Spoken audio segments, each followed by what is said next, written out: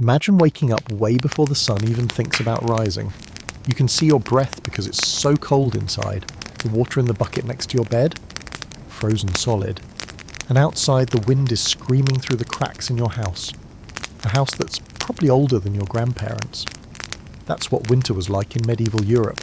It wasn't just chilly, it was a serious test of whether you'd make it to spring. Tonight we're going to quietly slip back into that world. If you're up for it, I'd love to know where you're watching from and what time it is for you right now. Drop a comment and let me know. It's always cool to see how many history fans are hanging out here. And if you like these calm, immersive stories from the past, hit that subscribe button so you don't miss the next one. But for now, let's forget about all the stress of modern life and travel back to a time when winter was way more dangerous than most of us can even imagine. A time when the seasons changing wasn't just an inconvenience, but something people genuinely feared. Picture yourself in the middle of the European countryside during medieval times. All the leaves are gone from the trees, and the sun is barely above the horizon. Its weak light doesn't do much to warm up the freezing air. The ground crunches under your feet as you walk across the frosty fields, and a light breeze brings a few snowflakes with it.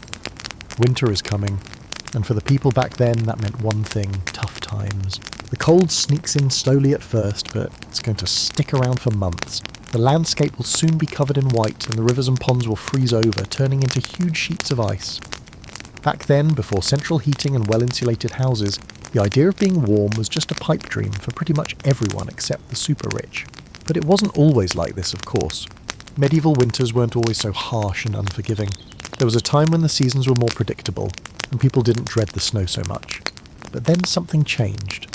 The climate itself started to change, and that brought on a period that we now call the Little Ice Age. The Little Ice Age lasted from the 14th century all the way into the 19th, and it brought colder temperatures and harsher winters than anyone had ever seen. We still don't completely understand why this happened, but it affected everyone. Crops failed, livestock died, and the icy winds just kept blowing harder and harder. One of the most famous examples of how bad the Little Ice Age could be was the Great Frost of 1709. That winter, the temperature dropped so low that rivers and lakes froze solid.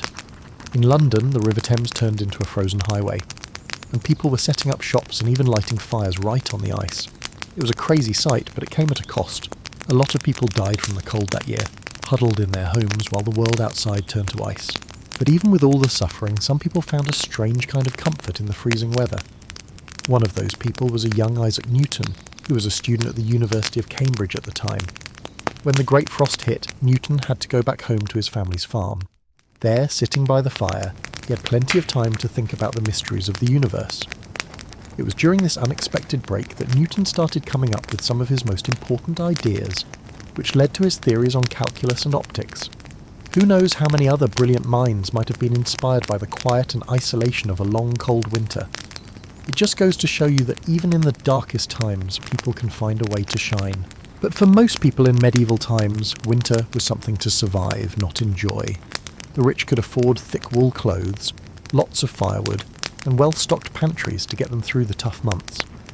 But for the peasants and serfs, who made up most of the population, it was a completely different story. Imagine waking up every morning in a tiny one-room cottage, with the air thick with smoke from the sputtering fire. You can see your breath in front of you as you get up from your straw mattress, trying not to wake up your family members who are huddled around you for warmth. The cold seeps in through every crack and hole, making your fingers and toes numb and achy. Breakfast, if you're lucky, might be a small bowl of porridge or some stale bread. The food from the last harvest is starting to run out, and you know that the winter months are only going to bring more hunger. The livestock are suffering too. Their coats are covered in frost as they huddle together in the barn, their breath steaming in the icy air. As the day goes on, you drag yourself out into the snow to gather firewood. It's hard work, and your hands quickly get raw and chapped from the cold. But you know that without a fire, your family won't make it through the night. You think about your kids, their faces pinched with hunger and cold, and you keep going. That's what life was like for so many people in medieval times. There was a constant fight against the elements, a battle for survival that took up every minute of their day. And yet, even with all that hardship, there were moments of strength and even joy. The medieval world was very connected to nature. The changing of the seasons wasn't just about the weather. It was also about a rich set of rituals and celebrations. So even in the middle of winter, there were glimmers of hope. One of those glimmers was the midwinter feast of St. Stephen, which was held every year on December 26th. For a little while, the strict social rules of medieval society were turned upside down, and a peasant or serf would be crowned the lord of misrule for the day. This lucky person would lead a wild celebration with lots of food, drink and games. It was a rare moment of fun in a life that was usually pretty tough. But maybe the most important symbol of hope in the medieval winter was just people coming together. In a world where survival often depended on how strong your community was, family and friendship were incredibly important. Imagine a small village huddled together against the snow. The smoke from the chimneys mixes with the dark sky, showing that there's still life in the middle of the frozen landscape. Inside the houses, families are crowded around the fireplace, telling stories and sharing whatever little food they have. There's a feeling of togetherness here, a shared purpose in the face of hard times. Neighbours trudge through the snow to check on each other, bringing extra firewood or a pot of stew to those who need it. In the flickering firelight, you can see that people are tired, but they're also determined. They've survived winters before, and they'll survive this one too. And so the long, cold months go by, with the snow getting deeper and the ice getting thicker every day. But even in the darkest part of winter, there's a little bit of hope on the horizon. The people of medieval times knew that no matter how bad the season was, spring would come again. They watched for the first signs of it with a careful eye, the days getting a little longer, the ground getting a little softer under the snow, and when the thaw finally started, they celebrated it with a joy that we can hardly imagine today. Plough. Monday marked the official end of the winter season. It was the day when work in the fields could start again. The ploughs that had been sitting idle for so long were brought out and blessed in special ceremonies. It was a symbol of the new cycle of life. As the first lines were cut into the earth, you could feel the relief and gratitude in the air. Life had been hard, really hard sometimes, but they had made it through the long darkness of winter, through the hunger and the cold and the uncertainty. The people of medieval Europe had held on to the hope of spring. And now, as the land started to thaw and green shoots started to grow towards the sun, that hope was coming true. It's hard to understand that kind of strength in our modern world of comfort and convenience. The idea of facing such constant hardship year after year is almost impossible to imagine. But it's important to remember that our ancestors did it. They faced the harsh reality of their world with a strength that's truly amazing. They found hope in the darkest times and joy in the simplest things. And by doing that, they left us a legacy of resilience that still inspires us today. So the next time you're shivering on a cold winter day, take a moment to think about the people who came before us. Remember their struggles and their victories, their sadness and their joy. And most of all, remember the strong human spirit that helped them get through even the worst winters. Because in the end, that's probably the most important thing we can learn from the medieval world. That no matter how dark the night or how cold the wind, the promise of spring is always just around the corner. And with that, we've reached the end of our journey through the brutal winters of medieval Europe. I hope these stories of hardship and resilience have given you a new way to think about your own experiences with the season. May you always find warmth and comfort in your family and community, just like our ancestors did.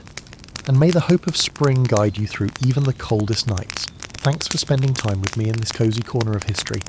And remember, if you enjoyed our time together tonight, I'd really appreciate it if you'd subscribe and share these stories with a friend.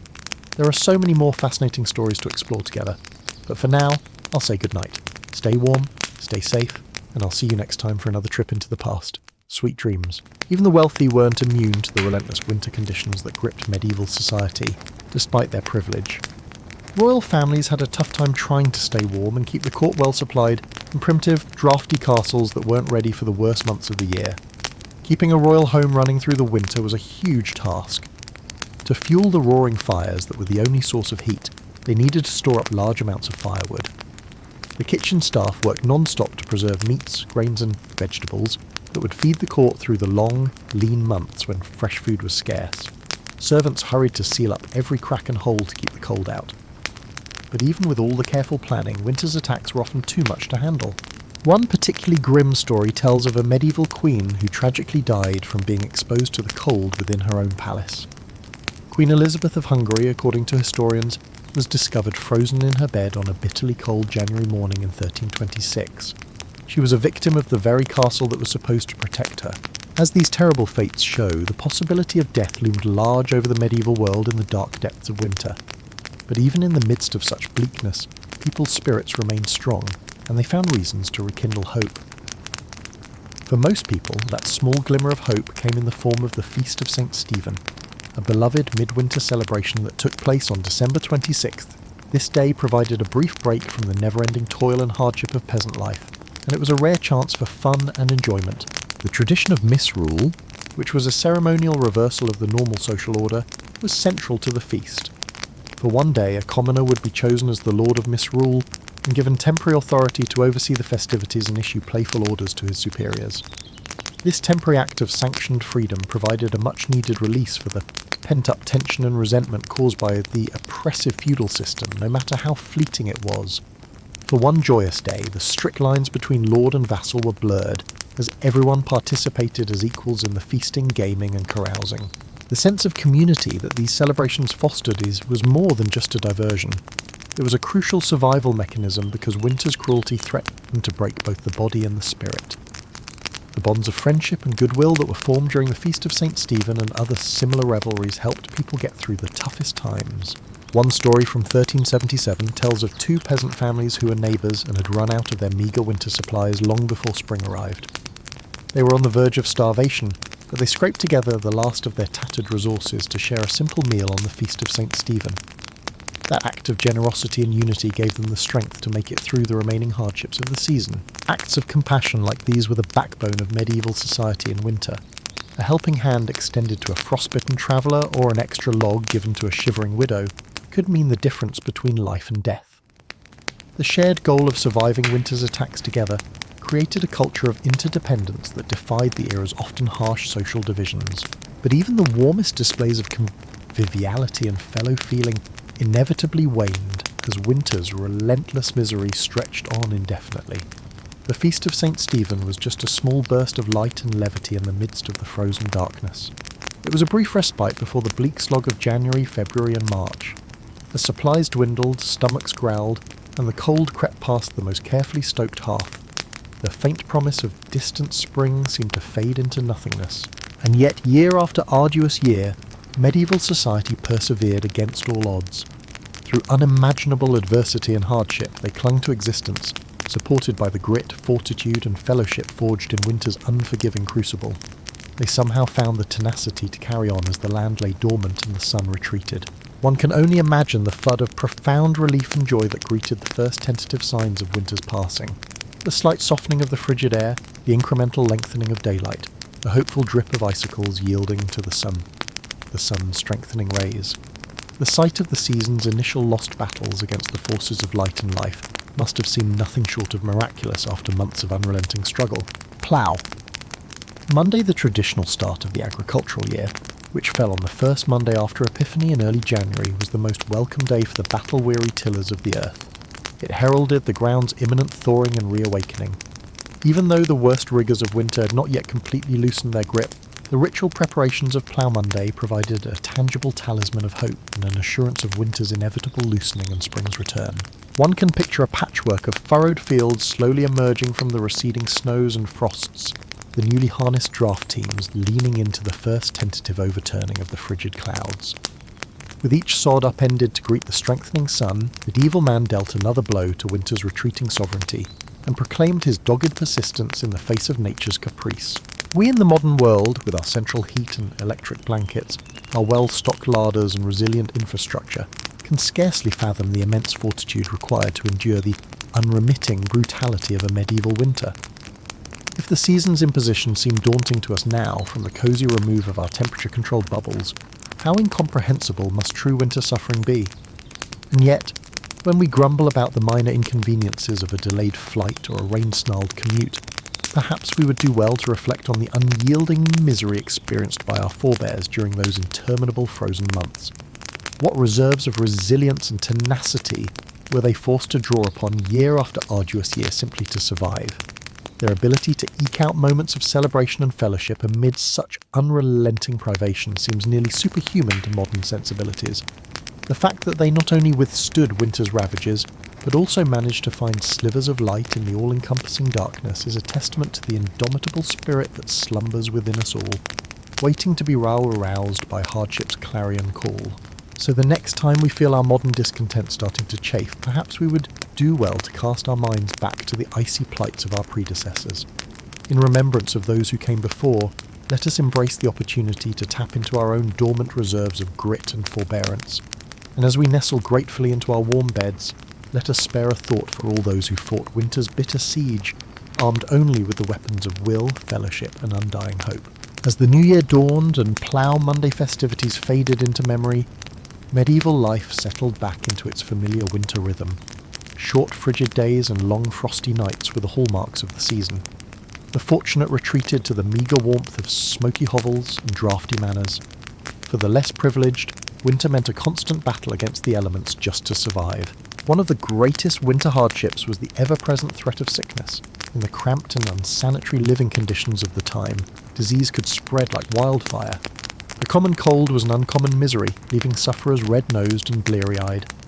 But far more serious illnesses also stalked the populace. Influenza was a fearsome foe, striking down young and old alike with its telltale fever, chills, and aches. In an age without vaccines or effective treatments, flu outbreaks could decimate entire communities. The winter of 1557 was particularly brutal, with a virulent strain of influenza raging across Europe. In Paris alone, over 10,000 souls perished. Pneumonia was another stealthy killer, preying on those weakened by hunger or other illnesses. The winter dampness seeped into the lungs, causing them to fill with fluid until the victim essentially drowned. Crowded living spaces provided the perfect breeding ground for pneumonia to run rampant. It was not unusual for multiple members of the same family to succumb, leaving orphaned children and shattered lives in its wake. Even royalty was not spared the ravages of winter sickness. In fact, disease often spread even more rapidly in castles and courts due to the constant flow of people in and out. A visiting dignitary or pilgrim might unknowingly bring pestilence along with their entourage. Henry VIII lost his beloved wife Jane Seymour to postnatal complications likely exacerbated by the poor hygienic practices of the age. Children were perhaps the most vulnerable of all. Harsh weather, meagre rations, and unsanitary conditions combined to make winter a truly dangerous time for the young. Infants born in the cold months faced an especially precarious start to life. In London in the 1500s, fully half of all children did not survive to see their 5th birthday. One poignant practice of the age speaks volumes. The custom of bone lace involved tying a black ribbon to the hand of a seriously ill infant. Should the child pass away, this ribbon could then be used to secure their burial shroud, a sombre reminder of winter's deadly toll on the most innocent. With danger lurking both outside the home and within, winter was a time to batten down the hatches and pray for survival. For those of limited means, even the basic comforts of shelter, food and warmth could not be taken for granted. The icy grip of winter poverty was relentless and pitiless. Firewood was a precious commodity, with strict laws governing the gathering of fallen timbers from forests. A peasant family might huddle around a makeshift fire of dried dung and straw, striving to eke out some feeble warmth. Shivering livestock shared what heat there was, their breath steaming in the frigid air. Food supplies dwindled to a meagre subsistence of salted meat, dried peas, and coarse bread. The autumn harvest bounty was a distant memory, and the first shy greenery of spring was still months away. Foraging for winter nutrients meant scouring the stark landscape for hardy fare like nettles, garlic, and mushrooms. The scarcity of fresh vegetables in winter made for some very dreary dinner pots. A typical pottage might contain peas, beans, salted pork, and if lucky, some foraged greens and wild onions for flavour. Tasteless and tedious, but enough to keep body and soul together until spring. For many, even this unappealing monotony was an unattainable luxury. Storms, droughts, pests and other calamities could obliterate food stores, plunging entire regions into crisis. The Great Famine of 1315 was a particularly harrowing time, caused by relentlessly heavy rains that rotted crops in the fields across northern Europe.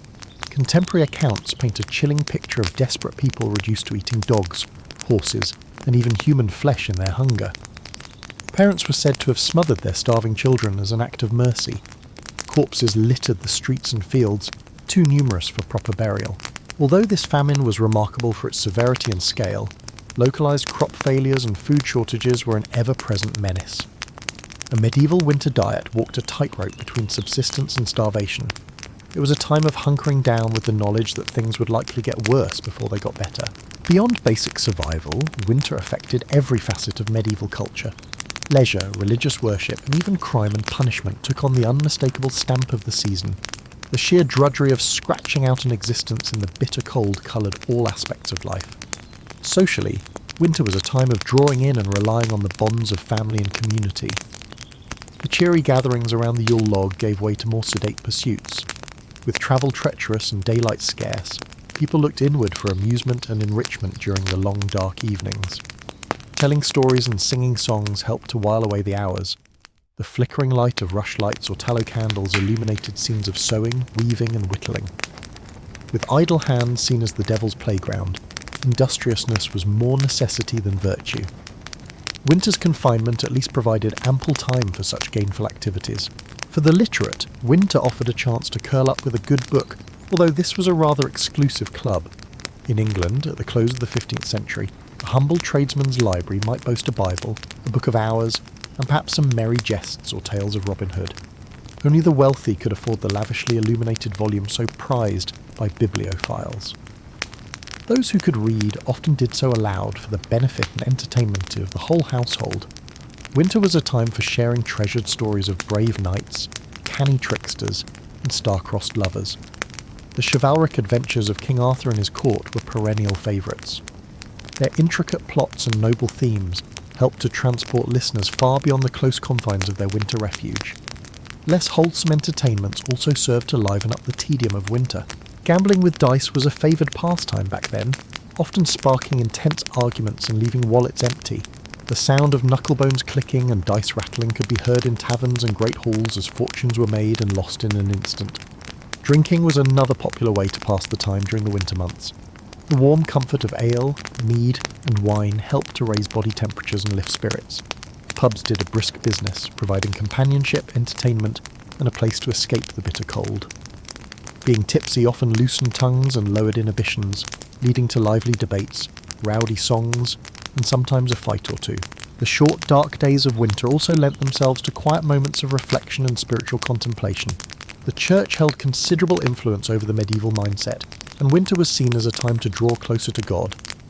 With farming at a standstill, more time could be dedicated to prayer, repentance, and acts of charity. Nativity plays and Christmas pageants gave way to more solemn devotions. As winter progressed, devout individuals might undertake pilgrimages to holy sites, braving the harsh conditions to demonstrate their commitment and faith. Others spent hours in silent churches, their fingers numb with cold as they held rosary beads and meditated on their eternal souls. Charity was also a vital value during the winter season, with giving to the poor considered a Christian duty. The 7 acts of corporal mercy provided a framework for generosity, feeding the hungry, giving drink to the thirsty, sheltering the homeless, clothing the naked, visiting prisoners, comforting the sick and burying the dead. In a season of scarcity and hardship, even small acts of kindness could make a significant difference. Of course, winter's harshness could also bring out the worst in people. Crime tended to increase as desperation grew and opportunities for theft arose.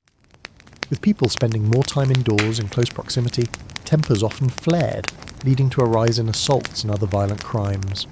The medieval justice system was ill-equipped to handle this seasonal surge in lawlessness. Trials were often postponed until the weather improved, leaving the accused to languish in damp and overcrowded jails. Punishments could be severe, with fines, floggings, and even executions handed down to those found guilty. But even in the face of winter's grim realities, the resilient human spirit persevered. People found small joys and moments of happiness whenever they could. The distant promise of spring sustained them through the darkest and coldest nights. The lengthening days of February brought a welcome break with the feast of St. Valentine on the 14th. This ancient pagan fertility rite, transformed into a celebration of love, was embraced wholeheartedly by the people of the Middle Ages. It was a bright spot of warmth and tenderness in the depths of winter. The tradition of drawing names for Valentine's sweethearts was well established by the 15th century. Eligible young men and women would gather to draw slips of paper from a bowl determining their romantic fate for the coming year. These annual pairings often led to playful flirtations and sometimes even marriages. Flowers, sweets, and sentimental poems were common tokens of affection exchanged between Valentine's sweethearts. The simple act of receiving a handmade card from an admirer could make hearts flutter. Even in the coldest weather, winter couldn't extinguish the flame of love. As the feast of St. Valentine gave way to Lent, the season's austerity intensified, but there was a sense that the worst was over and brighter days were ahead. The snowdrops and crocuses pushing their fragile heads through the frost offered tangible proof that winter's icy rain was finally weakening. Throughout the Middle Ages, the relentless cycle of the season shaped every aspect of life, and no season left a deeper mark than winter. It was a time of hardship and deprivation, where mere survival was an accomplishment. Yet it was also a time of resilience and quiet strength in the face of the harshest elements. Medieval winter tested the human spirit, proving the value of faith, family, and community. While the winking icicles, frosty meadows, and snow-covered fields might have looked picturesque, the realities of the season were anything but. However, this crucible of snow, ice, and want also forged a people of remarkable grit and endurance. The Middle Ages were built by those who could endure the worst that winter had to offer and still find a reason to hope for spring. There is perhaps no greater tribute to their unwavering spirit. So, the next time you complain about a delayed train or a slushy sidewalk, spare a thought for your medieval ancestors. Without thermal socks, central heating, or weather apps, they faced each winter as a battle to be fought with every resource at their disposal. And they emerged victorious spring after spring. We are the heirs and beneficiaries of their tenacity and unbreakable spirit. And with that, I'll leave you to your warm bed and electric blanket, secure in the knowledge that winter has been largely tamed, thanks in no small part to those who came before and showed us how it's done. May your dreams be filled with gentle snowfalls and cosy hearths, and may you wake to a world where winter is more friend than foe. As the weak winter sun struggled to break through the leaden grey clouds, the people of medieval Europe shivered and pulled their meagre cloaks tighter around their shoulders. The icy grip of winter seemed to seep into their very bones, chilling them to the core. For the poorest peasants, the cruel irony was that their ragged woolen garments, which felt so hot and sticky during the sweltering summer months, now provided little more warmth than a veil against winter's biting onslaught. They huddled together in their hovels, grateful for the small amount of heat from a smoky fire, their breath misting in the chilly air. The animals also felt winter's stings. The elderly draught horse, its ribs showing beneath its shaggy coat, wistfully dreamed of the lush summer grass as it ate its meagre portion of hay. The milk cow mooed mournfully, its teats chapped and raw in the frigid draughts that cut through the barn walls. Even the barn cats looked less haughty than usual, their disdain softened by the gnawing in their bellies and the frost on their whiskers. Yes, winter was an especially difficult time for the lowest members of medieval society, but even the nobility, protected in their grand, draughty castles, were not immune to the hardships of the season.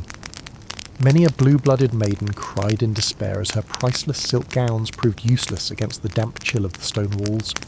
The castle kitchens worked hard to prepare enough piping hot delicacies to satisfy the nobles' appetites. It's said that King Henry VIII of England, suffering from a bad case of the winter chills, once burned an entire chair just to warm his royal backside for a few blessed moments. His servants despaired, knowing that His Majesty's temper would ignite even faster than the furniture if he remained uncomfortably cold for too long.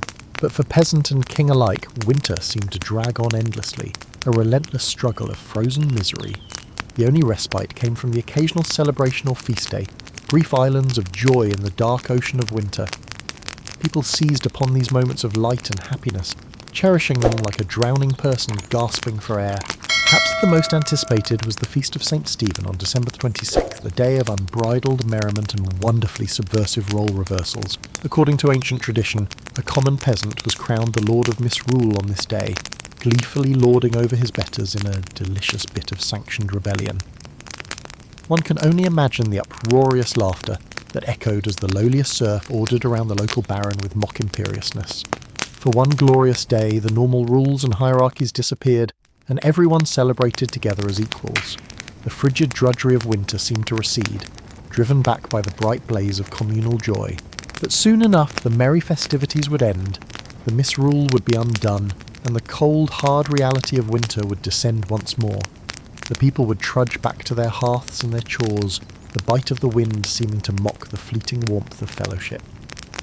The battle against winter's grim siege resumed unabated, and yet, even in the bleakest depths of winter, there were quiet acts of courage and compassion that melted the frost from even the most careworn hearts.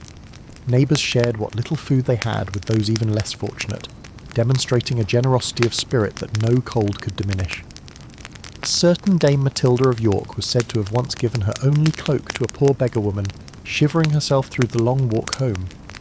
When asked why she would give up her only protection against the brutal cold, she simply smiled serenely and said, "The warmth of human kindness is a fire that never goes out."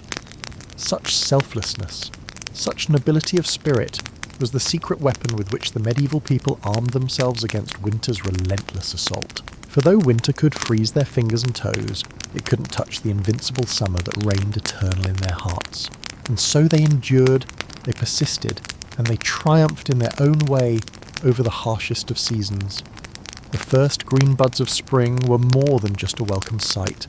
They were living proof of the tenacity of the human will, the indomitable spirit that could outlast any winter, no matter how dark or cold. As we snuggle deeper under our cosy electric blankets, perhaps we should remember the trials and triumphs of our medieval ancestors, for in their unending battle against the elements, in their stubborn refusal to bow before nature's capricious fury, they forged a legacy of resilience that warms us still today. The chill winds of winter may still moan outside our windows, but we can draw strength from the knowledge that if they could brave the brutal cold with nothing but a cloak and their unquenchable human spirit, then surely we can survive until spring arrives once more. Spring at last. As the icy grip of winter finally began to loosen, medieval folk eagerly awaited the return of fairer weather.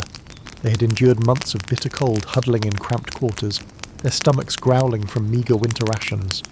But now, as the sun lingered a bit longer in the sky each day, glinting off the melting snow, there was reason to celebrate. Across the land, people emerged from their winter cocoons, blinking in the bright spring light, like bears stumbling out of hibernation. Children burst out of their homes, delighting in the feel of fresh breezes on their faces, instead of the stinging bite of winter wind.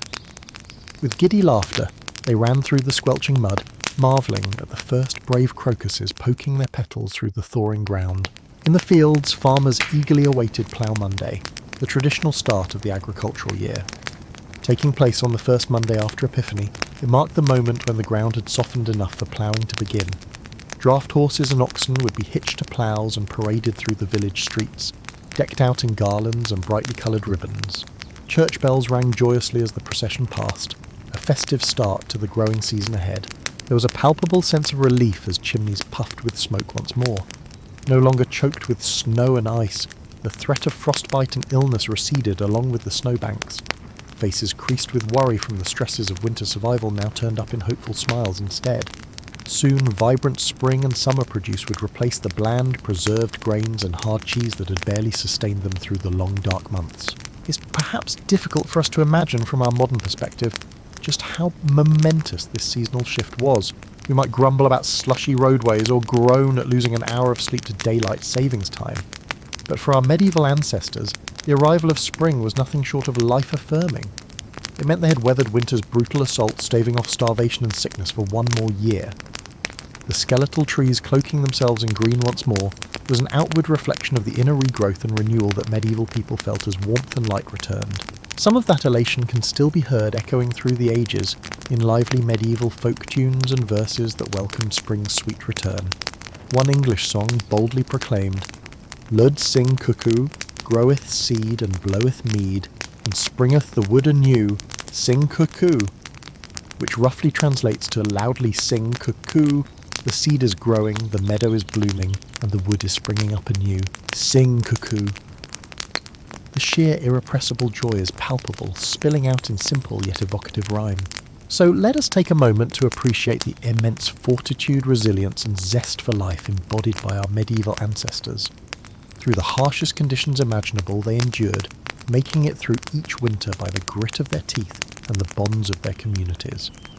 And when spring sun and birdsong broke winter's oppressive silence at long last, they revelled wholeheartedly, knowing they had once again triumphed over nature's cruelty. As we nestle into our warm beds, perhaps grumbling half-heartedly about the chill outside our windows, we might spare a thought for those long-ago souls, the ones who would heave a sigh of pure relief as the snow gave way to mud, flinging open their shutters and letting the spring air rush in, the ones who met winter's brutality with a tenacity and exuberant will to live that should humble us to this day. Let their strength be a reminder to us when we face our own bleak seasons, literally or metaphorically.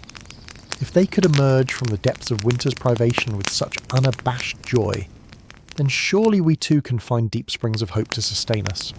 The thaw will come and the sun will return, and we will step out once more into the light.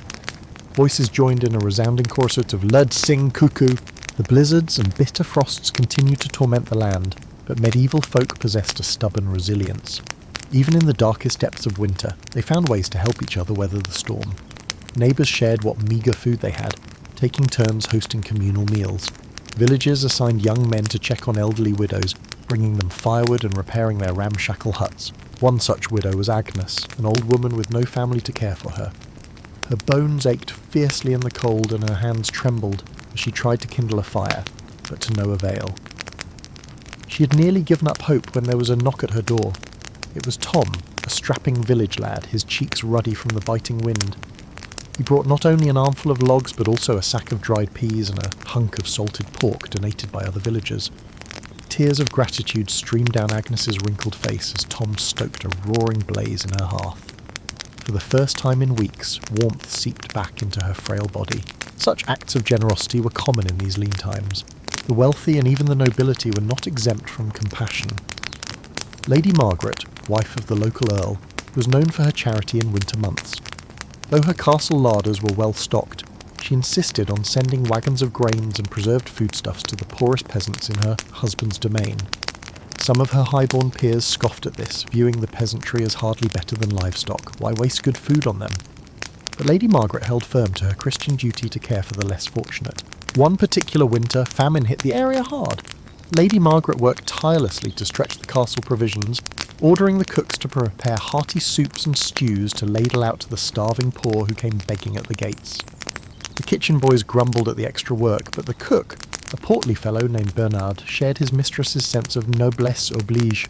He threw himself into the task, bulking out the soup with every last turnip and potato in the cellar. The ravenous peasants gratefully slurped it down, heedless of the gristly bits of mutton floating in the grey broth. For some, it would be their only meal for days. As winter dragged on, even Lady Margaret's coffers began to run low. She quietly sold some of her jewels and finery to buy more supplies from neighbouring towns. Her husband, the Earl, chose to look the other way, respecting his wife's piety, even as he worried that it would leave them vulnerable in lean times. The church, too, played its part in aiding the suffering. Monasteries opened their doors to the poor and infirm, offering them a warm pallet of straw to sleep on and a basic daily meal of bread and ale. Some even ran primitive hospitals to nurse the frostbitten and desperately ill. The monks saw it as their holy duty, a way to emulate the selfless compassion of Christ. Brother William was a young novice tasked with tending to the sick at his monastery's hospital. Though the sights and smells of disease and decay turned his stomach, he forced himself to ladle broth into the mouths of toothless elders and change the pus-soaked bandages of weeping sores. He prayed fervently for the strength to endure this trial, and was grateful that his station in life spared him the worst ravages of winter. For winter was the great equaliser, laying low rich and poor alike with its icy scythe. Certainly the wealthy could afford thicker woolen hoses and luxuries like hot mulled wine, but they still shivered in their draughty manor houses and worried over their dwindling stores. And death came for them too, in the form of winter-born diseases. The noble woman, Lady Isabel, was heavily pregnant during a particularly vicious cold snap and sequestered away in her confinement chamber. She had every comfort, a crackling hearth, mounds of furs and attentive maids to cater to her every need. But contagion has a way of sneaking past even the thickest castle walls. A kitchen girl with a hacking cough brought Lady Isabel a posset of warm milk and herbs. Within days, the expectant mother was burning with fever, her lungs rattling. The child came too soon, a tiny wisp of a thing that never drew breath. By week's end, Lady Isabel too was dead. Even the king himself was not immune. Henry VI, a pious and gentle soul, fretted endlessly over the suffering of his subjects during the dreadful winter of 1433. The royal physicians prescribed him a tonic of cinnamon and ginger to ward off the cold humours, but still he sank into a deep melancholy, unable to warm his hands, even when they were practically thrust into the roaring hearth. Some whispered that it was God's punishment for Henry's weakness as a ruler. In truth, seasonal depression was an affliction that could strike any man, from mightiest king to lowliest serf. As the days slowly began to lengthen and the tightly clenched fist of winter finally started to loosen, people allowed themselves to dream of spring. Soon they prayed the land would thaw, and the first tentative buds would appear on the skeletal trees. The great wheel of the farming year could begin to turn once more.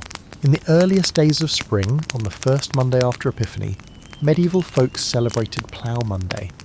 This was when the first symbolic furrow would be cut into the frost-sparkled earth, a hopeful portent of the crops to come. Village men blackened their faces with soot for luck and paraded through the muddy lanes with their ploughshares held high, singing bawdy songs to wake the slumbering soil. Afterward, there was dancing, hearty food, and much quaffing of ale. It was a promise, a covenant that the dark days of winter were passing and brighter tomorrows lay ahead. The same eternal cycle played out at all levels of society. In the great halls of dukes and countesses, minstrels struck up merry tunes, and couples leaped into lively carol dances, flushed with the optimism of a new year. The king hosted a lavish feast for his court, the tables heaped with delicacies like roast swan and marzipan sweets.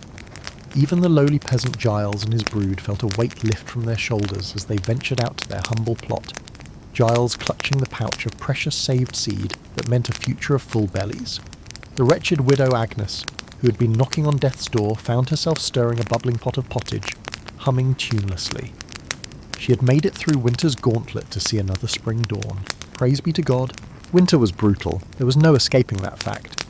It brought with it a host of miseries and hardships, from hunger to bone-chilling cold to the constant spectre of death and disease. But it was also a time when the true resilience and communal spirit of medieval people shone through. Staring into the abyss of winter's bleakness, they responded with generosity, with grit, and even with defiant celebration. They understood that winter was an inescapable part of the great cycle of life, and the best way to conquer the cold was to hunker down and endure it together. So as you huddle beneath your cosy duvet, perhaps grumbling about the exorbitant heating bill or scraping a bit of frost from your windshield, spare a thought for your medieval ancestors. Reflect on how they survived winter after winter, in a world before electric blankets, central heating and grocery deliveries at the click of a button. Though our modern winter woes may seem all-consuming in the moment, they pale in comparison to what medievals faced each year. And perhaps we could learn a lesson from them, that empathy, charity, and an irrepressible hope for spring are the best ways to weather the hardships life throws our way. Whether it be a polar vortex or a pandemic, let us all embrace the coming spring with a full and grateful heart, knowing that however deep the snowdrifts, they will eventually yield to the warming sun. The harshness of winter only makes the blossoming of spring all the sweeter. And so, as a medieval king might say, let us winter bravely so that we may spring eternally. Frost crackles underfoot as you trudge through snowdrifts, your breath clouding in the icy air. Icicles glitter in the pale sunlight hanging from the eaves of wattle and daub huts. The village lies hushed and still, huddled against winter's onslaught. This is what winter looked like for most of our medieval ancestors, not the cosy scenes we imagine of merry feasts and snug castles decked with holly and buzzing with music and laughter. No, for the vast majority, winter was a time of bone-chilling cold, gnawing hunger, and grim survival. The spectre of winter hunger was never far away. With crops withered and livestock scarce, putting food on the table became a daily battle. Grain stores dwindled, and bitter herbs and shriveled turnips were soon all that stood between a family and starvation. One bitterly cold winter in 1315, a medieval Englishman's harvest fell short by a third due to storms and freezing weather. The desperate serfs were reduced to eating the straw roofs off their huts, and forced to boil the leather from their shoes, they were still forced to labour for their lofty lords. Malnutrition eroded the body's defences against winter ailments. A common cold could rapidly escalate into life-threatening pneumonia or bronchitis. Influenza swept through villages like a scythe, felling young and old alike as they shivered in their shabby shelters. Teeth chattering, medieval folks huddled together against the chill, packing into the relative warmth of shuttered houses. Yet this close-quartered coziness came at a cost. The stale, smoky air, thick with the odour of unwashed bodies, festering chamber pots and dirty rushes, was a breeding ground for disease. In one 14th century Suffolk household, 13 family members, from grandparents to babes in arms, along with their scrawny chickens and mangy dogs, huddled together in a single tiny smokehouse all winter. It's incredible that any emerged alive come spring. Sickness wasn't the only danger lurking in the long dark nights. Fires were a constant threat in packed wooden cities and towns. One misdirected spark could swiftly grow into a furious blaze, hungrily devouring tightly clustered buildings and snuffing out lives. The Great Fire of London in 1212 started on a cold November night, quickly raging through the city's cramped lanes while water froze in the pipes. An estimated 3,000 huddling Londoners perished in the flames, and many more were left homeless in winter's icy grip. Travel was especially treacherous in these frigid months. Roads dissolved into muddy quagmires, while blizzards obscured the way with blinding flurries. With daylight scarce, travellers risked becoming disoriented and losing their way, stumbling from the path to a frozen grave. In 1311, the English Queen Isabella set out from Canterbury for London as the winter twilight deepened on the shortened day. Her party lost the road and wandered helplessly until the early hours, while the pregnant queen wept copiously in fear and exhaustion. Winter's onslaught was no less punishing for working animals. Horses and oxen grew gaunt and weak on scant winter feed. Their laboured breaths smoked in the chill air as they hauled logs and packs through knee-deep snow. Frostbite blackened extremities, and ice cracked hooves and wheel spokes alike. Yet even in the bleak depths of winter, medieval people found slivers of light. The Feast of St. Stephen, or Boxing Day as we know it today, was a time of charity and goodwill. Alms boxes in churches overflowed with offerings for the poor, while lords supplied hearty meals to cold and hungry tenants. The lord of misruled tradition brought a spark of subversive festivity to the darkest days. A lowly peasant, jester or deacon would be crowned king and preside over merry revels marked by drunkenness, role reversals and mischief, a temporary upending of the established order. Despite the privations and dangers medieval winters posed, hope somehow endured, etched in frosty breaths, and no doubt uttered as fervent prayers. Hope that the weak and ailing would survive, that food would last until spring, that light and warmth would conquer the constricting cold once more. So this winter, when you grumble about shoveling the driveway, curse at the thermostat or get chilled waiting for the bus, spare a thought for those who came before us. Our medieval ancestors faced the Herculean task of surviving winter after winter, with few of the comforts we take for granted. Their quiet courage in the face of winter's cruelty is perhaps the greatest lesson they have to teach us. Though we will never know most of their names or stories, we can appreciate the magnitude of their struggles and find inspiration in their endurance that saw them through to brighter days. The bitter frost continued its icy reign, transforming the landscape into a crystalline wonderland that would be picturesque, if not for the immense hardship it inflicted on the inhabitants of the land. The snow fell ceaselessly from the ash-grey sky, blanketing the countryside in a suffocating white shroud. Icicles hung like glittering daggers from the eaves of peasant hovels and grand manors alike. The hearth fires that burned day and night offered only a fleeting respite from the penetrating chill. Smoke from the precious flames stung watering eyes and choked lungs in the close, fetid air of humble dwellings. There, huddled bodies crammed together for warmth, humans and livestock alike, the pungent aromas of dung and unwashed flesh mingling together into a uniquely medieval winter perfume. For some, however, even this dubious comfort was a luxury they could ill afford. Scant food stores stretched precariously thin and bellies rumbled with the persistent pangs of hunger. Many of the poorest subsisted on little more than coarse bread and thin gruel, praying they would survive to see the spring. The spectre of famine lingered in every home, from lowly serf to high lord. None could escape winter's deadly grasp, not even those who wore crowns. In draughty stone castles that seemed to inhale the cold and exhale an unrelenting damp, rulers shivered beneath mountains of furs. Royal households required vast amounts of firewood and provender to ride out the long winter months. Woe to the kingdom whose sovereign failed to plan ahead. According to one account, a medieval Bohemian princess perished from the cold in her bedchamber, her demise a chilling reminder that wealth and status offered only partial protection from the elements. But for a peasant family, the loss of a loved one to winter's icy scythe was all too common, an occurrence as cruel as it was predictable.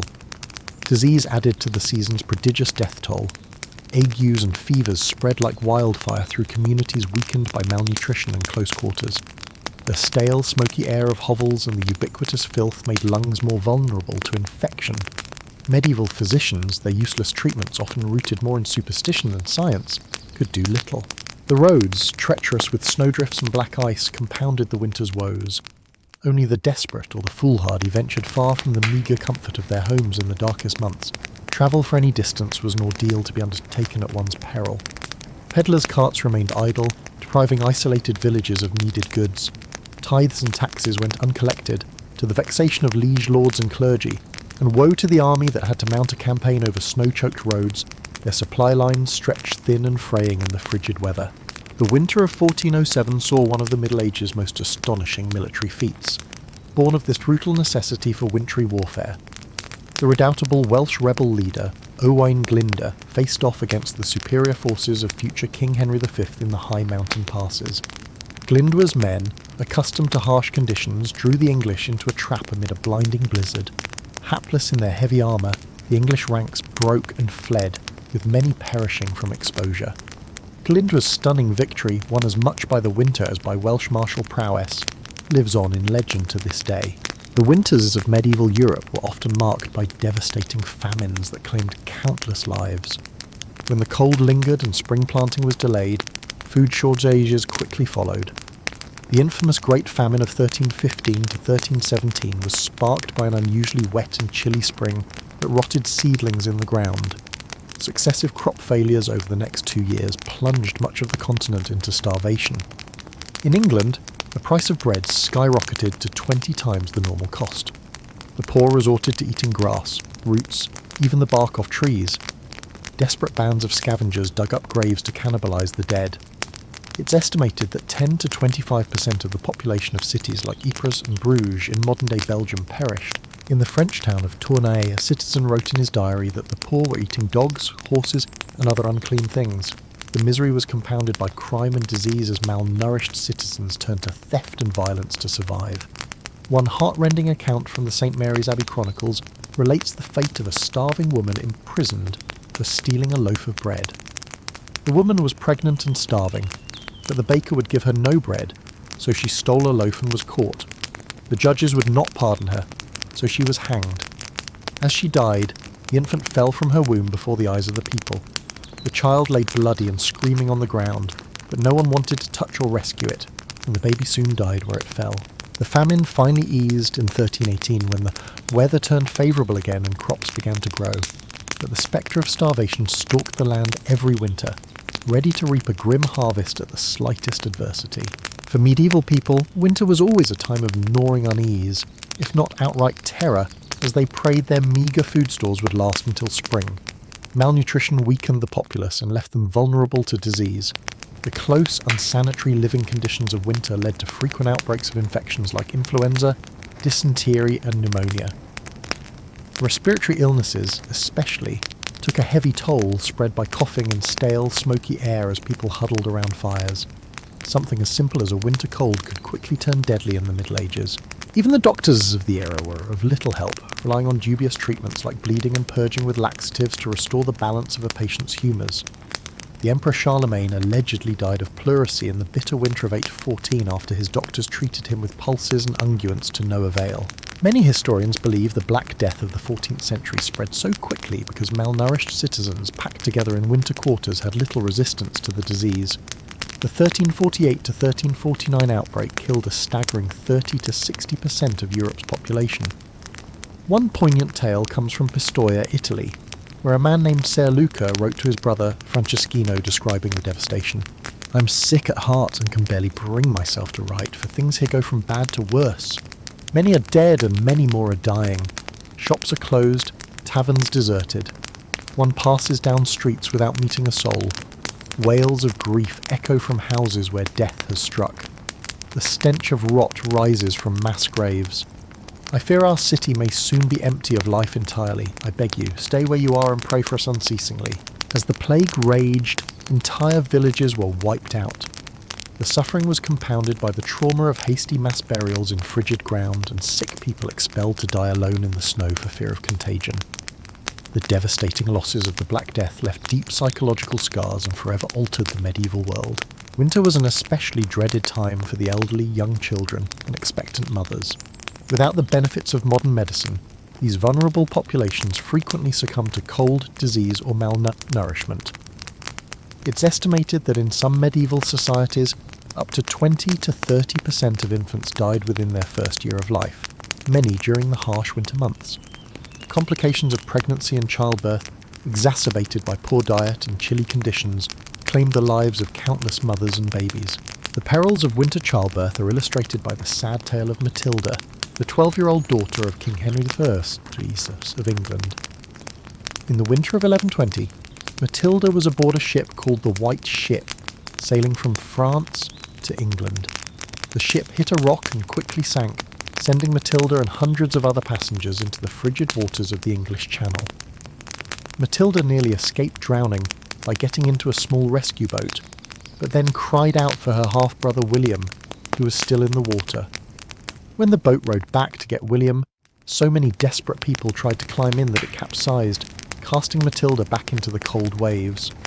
The king's young daughter, pregnant with her first child, perished along with the rest. Her grief-stricken father was said to have fainted dead away at the news and never smiled again for the rest of his life. The very old and very young were always in peril during the bleak winters of the Middle Ages.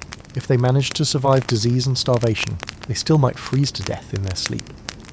The medieval poem Sir Gawain and the Green Knight contains a chilling, no pun intended, description of the elderly King Arthur shivering beneath his robes in a draughty castle hall, so cold his teeth chattered as he spoke. Without the insulating ice caps and glaciers we have today, winters in the Middle Ages were accompanied by raging snowstorms and devastating floods. In 1216, King John of England supposedly lost the crown jewels while crossing a marshy area in East Anglia called the Wash. Fleeing enemies in rebellion against his rule, John's baggage train was swallowed up by a surging high tide whipped up by fierce gales. The king allegedly escaped by the skin of his teeth, but his treasure, including priceless jewelled crowns and sceptres, disappeared into the churning waters, never to be seen again. John died of dysentery a few days later, a broken man. Some historians believe the loss of the crown jewels was the final blow that sent an ailing John to his grave. Winter storms often meant disaster for coastal communities battered by hurricane-force winds and massive waves. The Anglo-Saxon Chronicle records a terrible flood that struck England in 1099. On St. Martin's Day, the 11th of November, came a great sea flood through the length of this land and overran it so far as no man remembered that it ever did before, and drowned many towns and a countless number of people. Another North Sea flood on January the 16th, 1219, completely submerged the low-lying Netherlands, killing over 50,000 people. In an era with no early warning systems or emergency shelters, the population was completely at the mercy of the elements. All medieval folk could do was pray for deliverance as icy floodwaters rose, and the wind howled like the very hounds of hell outside their frail homes. Harsh winters also meant an increase in fires, as people did whatever they could to keep warm. The Anglo-Saxon Chronicle again gives a chilling account of a deadly London blaze in 1132. A dreadful fire broke out on London Bridge and spread so rapidly that before it could be extinguished, it burned down a great part of the city, with the principal church of St. Paul and the Cathedral of Canterbury, besides many other churches and houses. The force of the wind and the violence of the flames carried burning rafters and sheets of lead from the roofs an extraordinary distance. With most buildings made of timber and tightly crammed together, it's no wonder medieval cities were such tinder boxes. A stray spark or overturned candle could ignite an unstoppable inferno, especially when gale-force winter winds whipped the flames into a frenzy.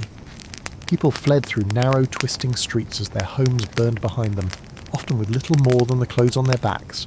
There are countless tragic stories of families separated in the chaos, children trampled, and people trapped and burned alive. Given the limited firefighting technology of the era, often all citizens could do was throw buckets of water or snow on the flames and pray the wind would shift before the entire city burned. The devastation could be near total, leaving thousands homeless and destitute in the dead of winter.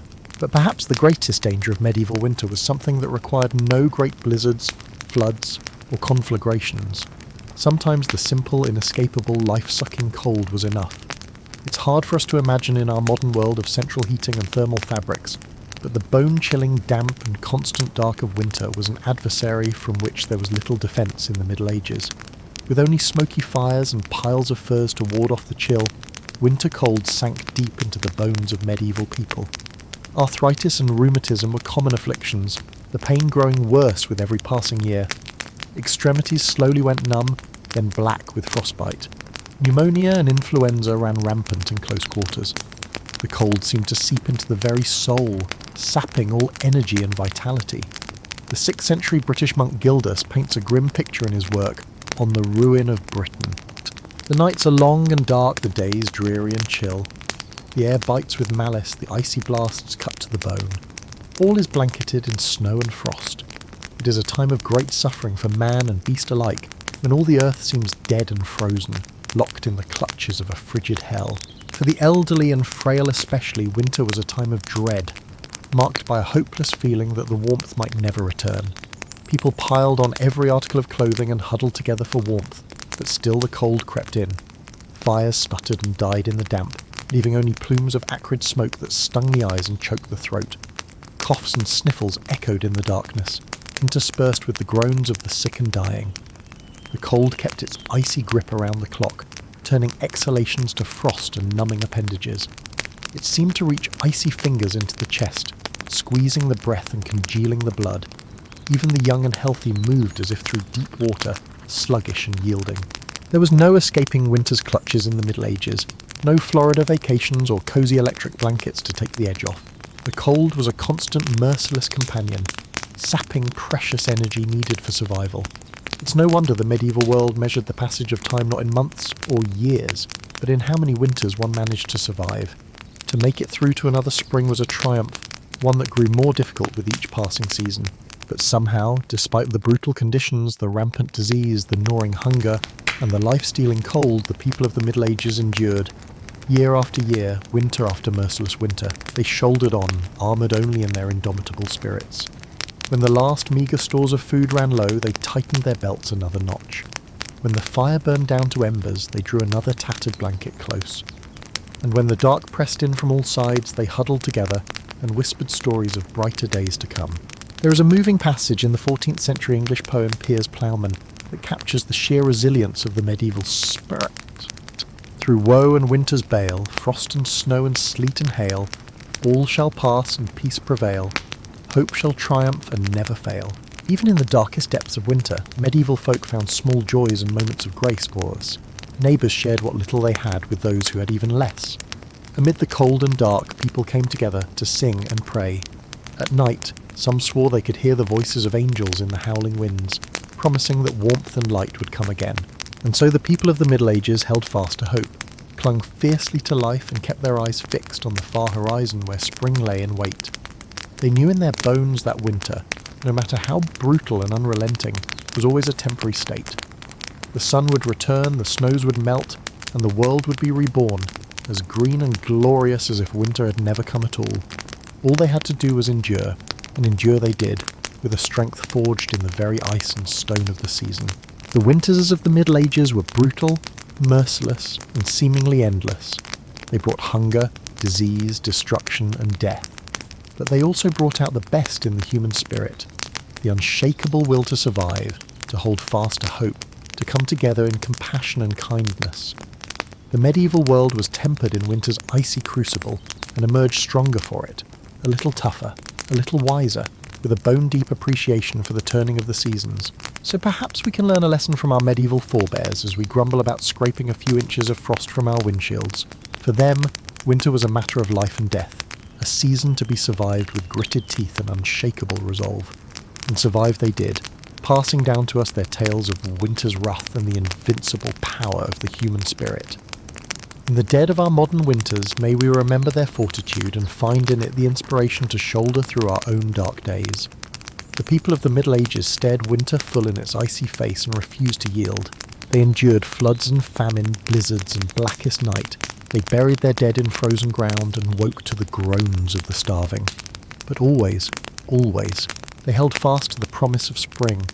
And if they could make it through winter after winter with little more than faith and furs, then surely we can find the strength to face our own battles, knowing that the thaw will come and light will return. The brutal winters of the medieval world may be long past, but their lessons echo through the ages, a testament to the enduring power of the human spirit. So let us walk in the footsteps of our ancestors and meet winter's chill with courage, compassion, and unshakable hope. For if they could brave the darkest season with heads unbowed, then so too can we. Winter is coming, but spring, as the medieval world knew so well, is never far behind. As the chilling winds howled across the frozen landscape, medieval folks gathered around the flickering light of the hearthfire. Huddled together for precious warmth, they shared tales of winters past, those harsh and unforgiving seasons that tested the mettle of even the hardiest souls. In humble cottages and grand manor houses alike, the sting of winter's icy breath knew no bounds. Draughty shutters and thin thatched roofs offered scant protection against the relentless cold. From peasants to princes, all felt the bite of Jack Frost nipping at their noses and numbing their extremities. But some were fortunate enough to have a roaring hearth around which to cluster. The crackle of the flames and the aroma of smoke offered small comfort against winter's onslaught. In the castles of the highborn, great hall fireplaces consumed prodigious quantities of wood, attended by shivering servants whose labours never ceased. But even the mightiest nobles shuddered to venture beyond the fire's glow, for winter's chill had a way of penetrating even the thickest stone walls and richest furs. For those of low birth, the season brought an especially grim and arduous struggle for survival. Their rough-hewn hovels boasted precious little in the way of creature comforts. Meagre rations of peat or wood scavenged from the forest barely fed the sputtering hearth. Families crammed together in squalid quarters, sharing body heat and breathing air thick with smoke and the fetid stench of unwashed humanity. It was a bleak existence, to be sure, and yet, even in the face of such privations, there were moments of cheer to be found. The glow of communal fires in the village square drew folks out of their hovels, if only for a short respite. Gathered around the leaping flames, neighbours exchanged jests and jibes, stories and songs. For a fleeting time, the cruel realities of winter seemed distant indeed. Young lovers stole secret kisses, their ardour undimmed by the cold. Children shrieked with delight as they scampered and slid across frozen ponds. Even the elderly felt the weight of their years lift for a spell, transported back to the carefree winters of their youth. It's easy to romanticise the past from our modern vantage point, but let's not forget the very real suffering that winter brought to medieval people. The lack of proper nutrition and medical care meant that even minor ailments could quickly turn deadly. Pneumonia, bronchitis, and other respiratory infections ran rampant, especially among the young and the old. The constant cold and dampness exacerbated existing conditions like arthritis and rheumatism, making life even more miserable for those already struggling to survive. And then there was the ever-present threat of starvation. With crops failing and food stores dwindling, many people were forced to subsist on meagre rations of bread, gruel, or whatever else they could scavenge from the land. Desperate times called for desperate measures, and there were stories of people resorting to eating animals, roots, and even bark to stave off hunger. The fear of famine loomed large in every household, casting a long shadow over the winter months. Despite all the hardships and challenges, the people of the Middle Ages found ways to persevere and even thrive in the face of winter's icy grip. They relied on their faith, their families, and their communities to get them through the darkest days. They found moments of joy and laughter amidst the suffering, and they never lost hope that spring would eventually return. Their resilience and strength of spirit serve as an inspiration to us all, reminding us that even in the most difficult of times, we are capable of enduring and overcoming. And let's not forget the importance of storytelling in helping people cope with the harsh realities of medieval winter. Around the hearth fire, families and neighbours would gather to share tales of heroes and villains, of love and loss, of magic and mystery. These stories not only provided entertainment and distraction, but they also helped to reinforce social bonds, transmit cultural values, and instill a sense of hope and resilience in the face of adversity. Storytelling was a way of making sense of the world, of finding meaning in the midst of chaos, and of reminding themselves that they were not alone in their struggles. It was a powerful tool for survival, and it helped to keep the human spirit alive, even when the world outside was frozen and desolate. So as we huddle around our own modern-day hearths this winter, let us remember the stories of our medieval ancestors and draw inspiration from their courage, their compassion, and their unwavering belief in the power of hope. They understood that winter was not just a season of hardship and suffering, but also a time of reflection, renewal, and preparation for the coming spring. It was a time to slow down, to take stock of their lives, and to appreciate the simple things that often get overlooked in the hustle and bustle of everyday life. It was a time to connect with their families and communities, to share their burdens and celebrate their blessings. And it was a time to dream of a brighter future, when the sun would shine again, the flowers would bloom, and the world would be reborn. Their lives were profoundly different from ours, yet there's something deeply moving about their struggle and endurance, isn't there? The image of them huddled together against the cold, sharing what little they had, whispering tales to keep their spirits up. It speaks to the fundamental human need for connection and hope, a need that transcends time and circumstance. As we navigate our own winters, both literal and metaphorical, may we find strength in their example, and remember that even in the darkest of times, the promise of spring always remains. Indeed, it's astonishing to consider what they managed to endure, and the fact that they did, in fact, endure. Imagine waking each morning in a cramped, dark space, the air thick with smoke and the stench of too many bodies, the knowledge that the day ahead would be a constant battle against the cold, hunger, and disease. And yet they kept going. They found ways to find joy and meaning in their lives. They created art, music, and literature. They built communities and passed on their traditions to future generations. Their ability to persevere is a testament to the remarkable resilience of the human spirit.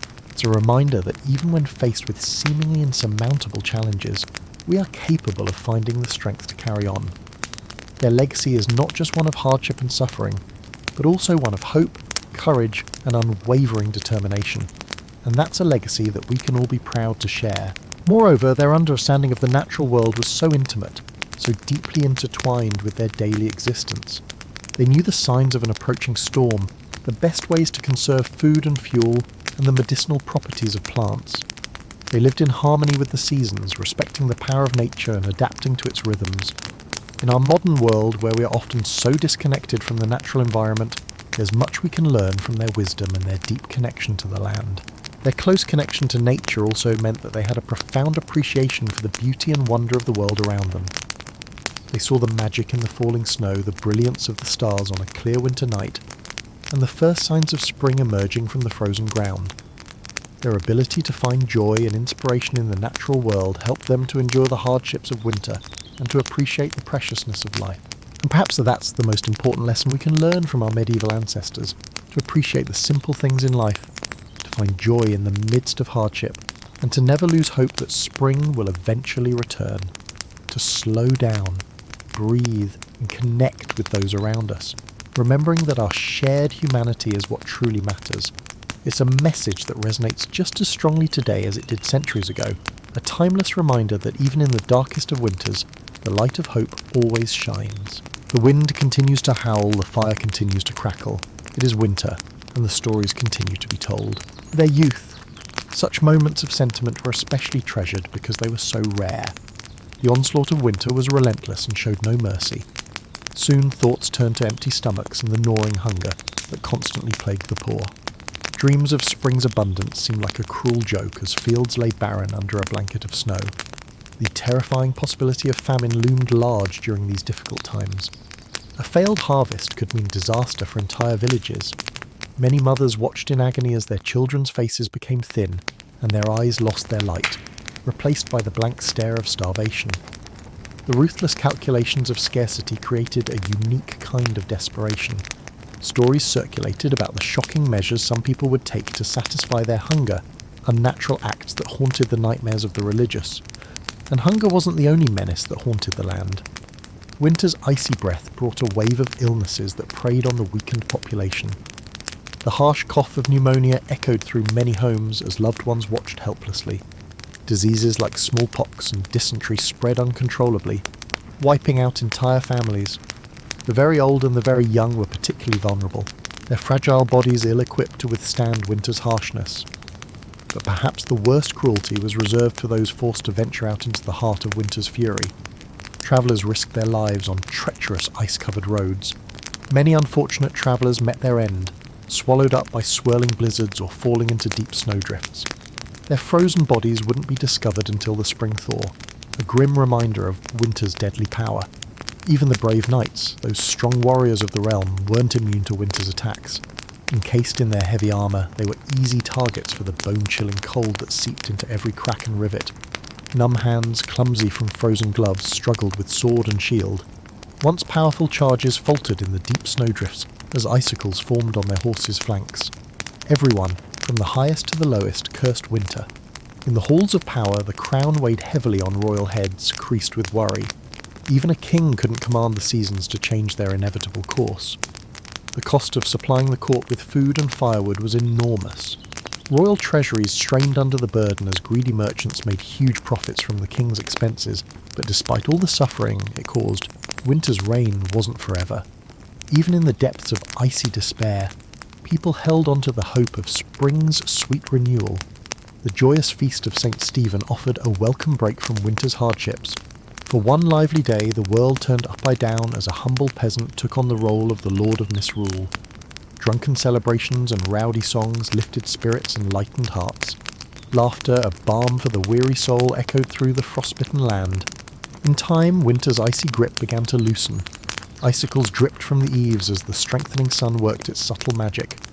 Snowdrops and crocuses pushed their way through the softening earth, delicate signs of winter's retreat. The land stirred with new life, shaking off the sluggish sleep of the frozen months. Hearts lifted and voices rose in joyful celebration. The Feast of the Plough marked the triumphant return of spring's green beauty. Strong oxen pulled shiny ploughs through rich, dark earth as the cycle of planting and renewal began anew. The lean times of winter soon faded into memory as fields waved with the green and gold bounty of the land. Looking back across the centuries, we're amazed by the strength of our medieval ancestors. Year after relentless year, they endured winter's cruelties with a stoicism born of necessity. Their inner strength and strong community bonds were the secret to their survival. In the face of unimaginable hardship, they found moments of hope and shared humanity. So the next time we complain about a delayed flight or the inconvenience of slushy streets, let's pause and reflect. Our modern winter troubles are just a shadow of what once was. In the story of human history, the icy trials of the Middle Ages stand out. They remind us of our species' remarkable resilience and the value of a warm home and a full stomach. As we drift off to sleep, let's think about those who came before us. In our dreams, maybe we'll catch a glimpse of their world, a harsher, crueler world than our own, yet one where the indomitable human spirit shone even brighter because of the darkness around it. Good night and sweet dreams of gentle spring breezes to come. As the bitter cold of winter settled once again upon the tired lands of medieval Europe, it seemed as though even the warmth and light were withdrawing from the world, leaving the poor peasants who struggled to make a living from the land with a deep, aching chill that penetrated to their very bones. With little more than rags to wear, and barely enough food to eat, all they could do was shiver and suffer in their drafty huts as the cruel winds howled just outside their walls. The lucky few who had fireplaces and a supply of wood might huddle together for warmth in the flickering light. But for most, the only comfort came from the shared body heat of family members and livestock packed together in close quarters, the foul odour of unwashed bodies mixing with the steamy breath of the cattle. One can only imagine the coughing, the fevers, the agonising aches that must have plagued them in those damp and crowded, squalid conditions. It's a wonder that any of them made it to the other side of winter's endless rain. But even the highest-born nobles, with all their thick furs and lavish feasts, were not immune to the icy grip of the season. Great medieval castles, with their soaring stone walls and cavernous halls, turned into vast refrigerators during the winter months. The chill seeped up from the floors and down from the ceilings until it filled the air, defying even the most powerful fires to banish it. There are stories of royal winter woes that would make anyone shudder with sympathy. In the 15th century, it was said that Queen Elizabeth Woodville, wife of King Edward IV of England, actually froze to death in her own chambers one particularly frigid night. While the records are unclear and heavily embellished, one account claims that despite being wrapped in heavy robes and furs, the poor woman succumbed to the extreme cold and was found the next morning frozen stiff as a board. Whether the story is true or not, it certainly highlights the dangerous nature of winter, even for the most privileged members of society. Kings and queens might avoid the gnawing hunger and squalid conditions of their lower-class subjects, but in some ways the dangers of the season were a great leveller. After all, royalty could no more command the elements than they could live without air. The cold found its way into even the most luxurious medieval bedrooms, and so, as the days grew shorter and the nights grew ever darker and colder, the entire medieval society braced itself for the annual onslaught of winter's wrath. From the lowliest cottager to the most powerful lord, a sense of grim endurance seemed to settle over the population, a shared understanding that the only way out was through. Stores of grain and salted meats were checked and rechecked. Every scrap of wood and kindling was jealously hoarded, and heavy wool garments were worn in stoic anticipation. The only spark of levity and hope in the whole bleak affair came with the Christmas festivities surrounding the Feast of St. Stephen on December 26th. For a few merry days, the normal social order was gleefully overturned, as a lord of misrule was chosen from among the peasantry to oversee a wild array of feasts, dances, games, and general mischief. With bellies full of ale and wine, faces flushed from the press of bodies, and the exertion of revelry, the common folk could, for a brief shining moment, forget the long hardships of winter and revel in the joys of life and community. One can imagine the scenes of boisterous celebration erupting in halls and public squares across the land, the raucous laughter, the wheezing of reed pipes and fiddles as the people danced about in a whirling kaleidoscope of colour and mirth. For once, serfs and noblemen mingled freely, the usual lines of class and status erased in the spirit of goodwill and fellowship.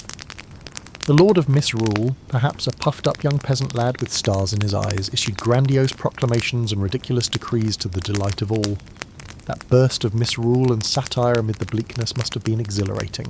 But as with all things, the festive season was just a temporary respite, the eye of the storm. As the Yule log burned down to embers and the last wassail bowl was drained, the people drifted back to their hearths and the aching cold darkness descended once more. The joy of St. Stephen's Day and the Lord of Misrule's brief shining reign were replaced again by the grim business of survival as winter tightened its grip. For the next endless stretch of months, time seemed to slow to a frigid crawl. With the land frozen and unfarmable, there was little for the rural peasantry to do but hunker down and pray for deliverance. The shortening days and lengthening nights yawned like a vast chasm from which there was no escape.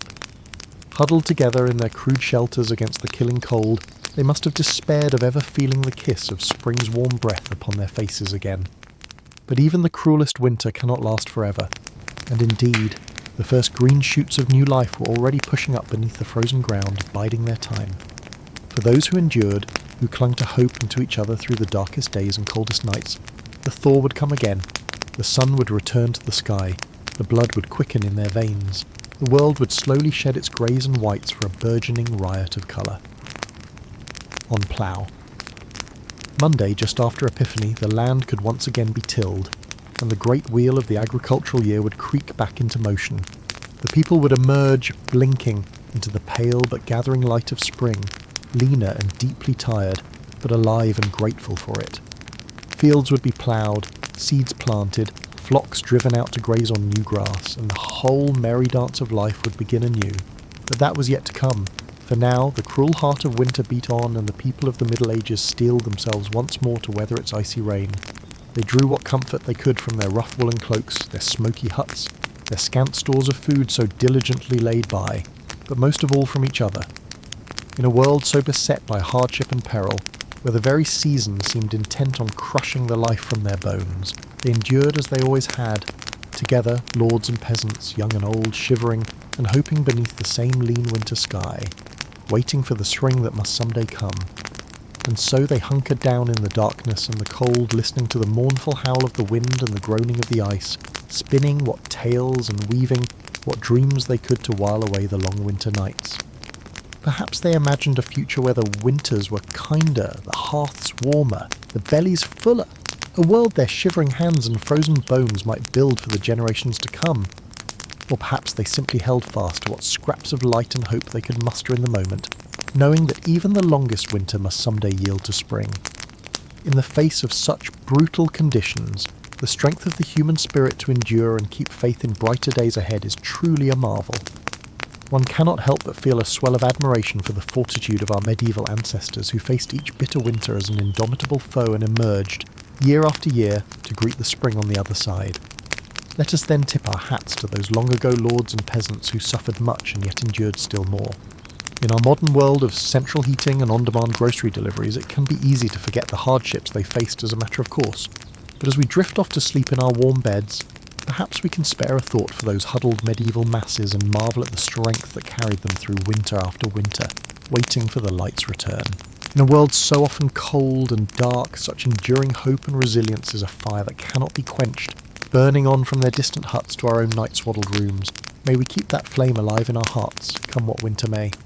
As the long winter months dragged on, medieval folk looked forward to any opportunity to lift their spirits and foster a sense of community and goodwill amidst the hardships. One such beacon of hope was the Feast of St. Stephen, celebrated each year on December 26th. Though the origins of the midwinter celebration are somewhat obscure, by the Middle Ages, it had become a cherished tradition across much of Europe. After the solemn religious observances of Christmas Day, St. Stephen's Day was a time for merrymaking, feasting, and the playful reversal of normal social roles. Central to the festivities was the custom of misrule, where a peasant or commoner would be appointed Lord of Misrule for the day and granted the power to command their social superiors. This light-hearted overturning of the status quo provided a much-needed release valve for the rigid class tensions that normally dominated medieval life. The Lord of Misrule presided over a topsy-turvy day of revelry. leading raucous processions through the streets, initiating mischievous pranks, and decreeing that everyone from lords to labourers should make merry together. Professional entertainers like minstrels, jugglers and jesters would ply their trades while games of chance and skill kept the crowds amused. Bawdy comedic sketches called mummers' plays were performed, reenacting tales from legend and folklore in broad, exaggerated strokes. Mock jousts and farcical court proceedings induced peals of laughter, a welcome respite from the grim realities of winter life. Of course, no medieval celebration was complete without a hearty feast. On St. Stephen's Day, the Lord of Misrule could insist that the wealthy provide food and drink for the whole community, a charitable gesture that fostered goodwill and fellowship among all. Roasted meats were the centrepiece of the feast, from geese and capons to the traditional roast boar's head, marched in with great fanfare. Mincemeat pies, heavy with dried fruit and spices, offered a sweet treat while the wassail bowl flowed freely, the warm spiced cider bolstering everyone's spirits. One can almost hear the laughter and lively chatter ringing through the halls, rising above the blustery winter winds outside. For one brief shining day, the hardships of winter faded into the background as the community came together in a spirit of joy and camaraderie. As the feast concluded and the revellers dispersed back to their hearths, they carried the warmth of the festivities with them like a flicker of cheery firelight in the dark. The knowledge that they had friends and neighbours to rely on, that they could find moments of laughter and levity even in the bleakest times, surely helped buoy their spirits for the hard days still ahead. And somehow the winter's icy grip seemed a bit less harsh, the howling winds a bit more bearable when one had a belly full of good food and a heart full of fellowship. The Feast of St. Stephen was a timely reminder that even the deepest darkness of winter would eventually yield to the first hopeful stirrings of spring. Those fragile shoots of new life began to tentatively emerge as the winter snow receded and the frozen ground began to thaw across the countryside. Watchful eyes eagerly scanned for the appearance of snowdrops, those valiant little flowers that poked their fresh green stalks and delicate white blooms through the melting slush. Their arrival heralded that the long night of winter was finally ending and the season of rebirth approaching. In villages everywhere, weary folk rejoiced to see the first hints of colour and vitality return to a landscape that had been shrouded in icy white stillness for so many months. With a newfound spring in their steps, medieval peasants returned to the rhythms of the agricultural year, the great wheel of life beginning to turn once more. Hibernating livestock were led out to pastures starting to green again, while the farmer hitched his team to the plough, eager to churn the softening earth. The first Monday after Epiphany, falling in early January, came to be known as Plough Monday for this very reason. It marked the moment when the land could be worked again after the winter freeze, inaugurating the labours of a new farming season. Ploughs that had been stored away for the winter months were hauled out and blessed in joyful Plough Monday processions through the fields, while ploughmen went from door to door collecting food, ale, and small coins, all in anticipation of the work and harvest to come. One can picture a weather-beaten village huddled around their communal plot, faces turned gratefully towards a sky brightening into a paler shade of blue. With hoes and digging sticks in hand, they prepare to sink the first hopeful seeds into the receptive soil, an act of faith that spring would conquer winter in due time. Among them is the wizened old grandmother, a child clutching each gnarled hand as she shows them how to plant the peas, just as her own grandmother once taught her many long springs ago. The smaller child giggles with delight as a rounded earthworm wriggles free from the dirt, while the older solemnly pushes each seed into its waiting hollow.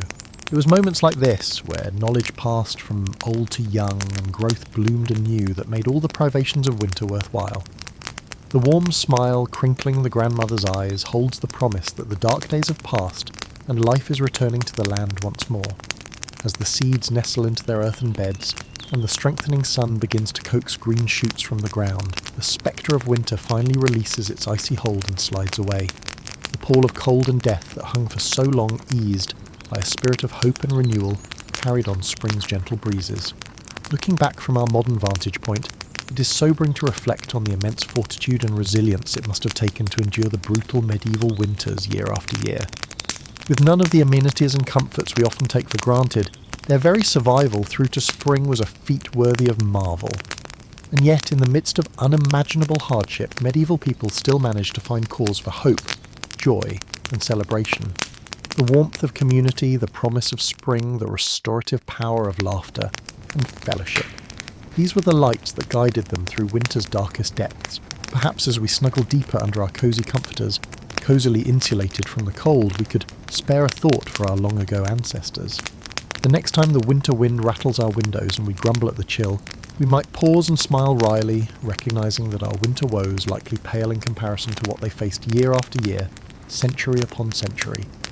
And as we drift off to sleep, we can carry the knowledge that we too possess an ember of that same invincible summer that burned in the hearts of medieval folk.